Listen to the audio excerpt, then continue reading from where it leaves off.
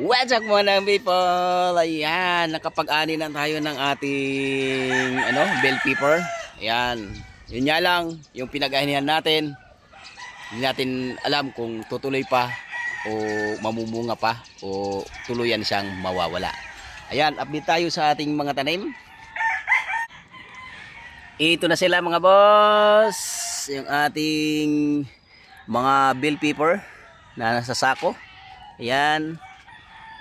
May bunga na, may hinog na. Ayan.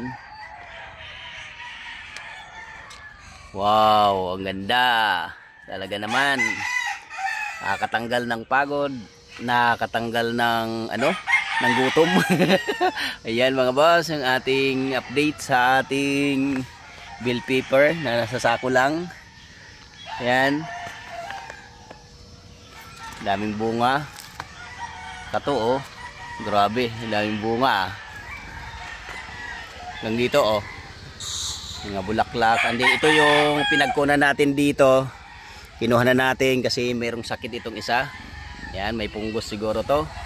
Yan, tapos ito naman oh, daming bunga. Yun. Yan.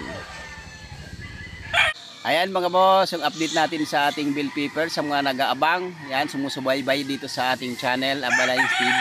Ito na po yung ating mga bell pepper na may mga bunga na. Ayan. Diba? Talagang tingnan, nakakatanggal ng pagod. Kaya ano pang iantay natin mga boss. Ayan, yung mga mahilig magtanim dyan at gustong sumubok kahit dito lang sa sako, lagay natin, pwede yung itry kahit sa inyong mga bakuran. Ayan, may bakanting dito kayo, pwede din gayahin yung ginagawa natin. Ayan, organic na organic yung ating tanim. Hindi tayo gumamit dito ng mga fertilizer, kundi hindi tayo gumamit ng fertilizer na synthetic. Organic lang. Chicken manure, the best. Bye bye.